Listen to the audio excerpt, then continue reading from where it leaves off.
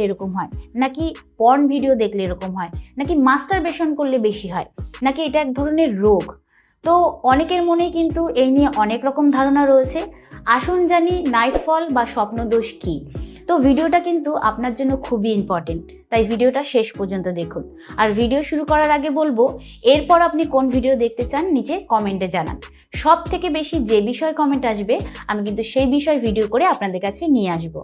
নমস্কার, আমি মাধুরী Das, health consultant. তো চলুন শুরু করা যাক।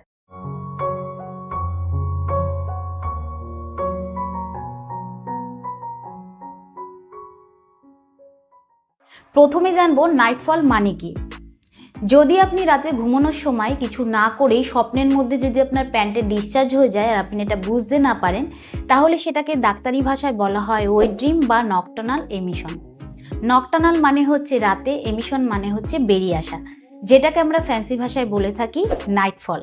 তো এই নাইটফল কিন্তু অল্প বয়সী ছেলেদের হয়ে থাকে, মানে ইয়াং ছেলেদের হয়ে থাকে। তো ছেলেরা যখন অ্যাডাল্ট হয় তখন কিন্তু ছেলেদের শরীরে হরমোনাল চেঞ্জেসের কারণে, বা ছেলেরা যদি কোনো রকম ফটো দেখে বা পর্ন ভিডিও দেখে, তার জন্য কিন্তু তাদের শরীরে উত্তেজনা বেড়ে যায় এবং শরীর গরম হয়ে থাকে। এর কারণে কিন্তু যে স্পাম রয়েছে সেই স্পামের প্রোডাকশান বেড়ে যায়, যার কারণে এটা নাইটফল হিসাবে বেরিয়ে আসে।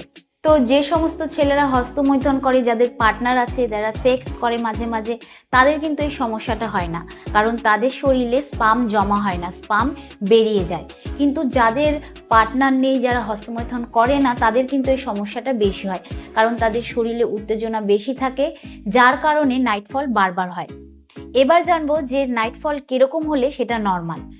যদি আপনার সপ্তাহে নাইটফল একবার হয়, তাতে যদি জ্বালা না থাকে, ব্যথা না থাকে, প্রস্রাবে যদি কোনো রকম প্রবলেম না হয়, যদি দুর্গন্ধযুক্ত ডিসচার্জ না বের হয়, যদি আপনার লিঙ্গে উইকনেস ফিল না হয়, তাহলে কিন্তু সেটা নর্মাল।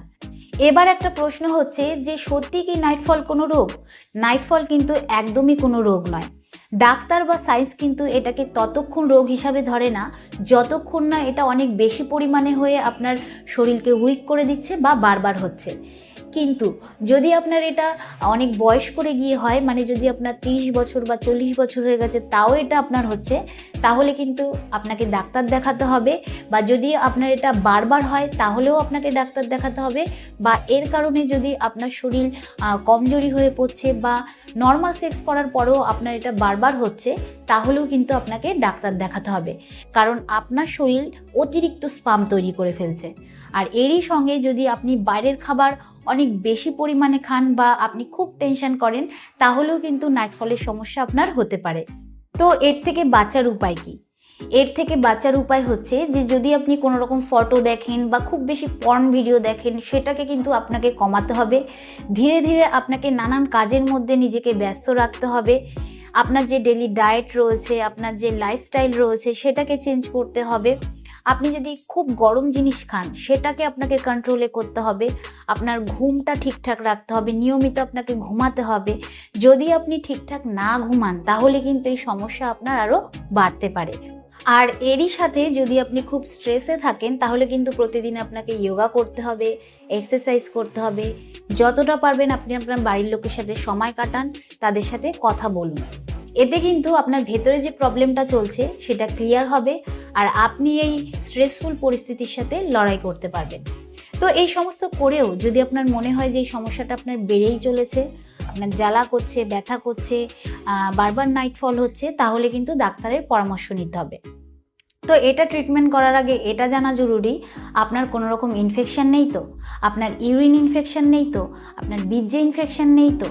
তো এর জন্য কিন্তু একটা আল্ট্রাসাউন্ড করতে দেওয়া হয় আর বীর্যের টেস্ট করতে দেওয়া হয়।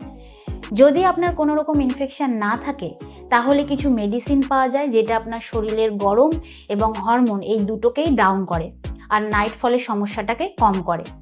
তো এই যে মেডিসিনগুলো রয়েছে, এগুলোর কিন্তু কিছু সাইড এফেক্ট রয়েছে, এটা কিন্তু আপনার জানাটা খুবই জরুরি।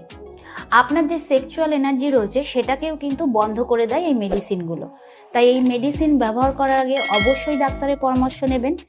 এটা কিন্তু ডাক্তারের পরামর্শ ছাড়া একদমই ব্যবহার করবেন না। তো আমি আশা করব যে এই ভিডিওর দ্বারা আপনি উপকৃত হবেন।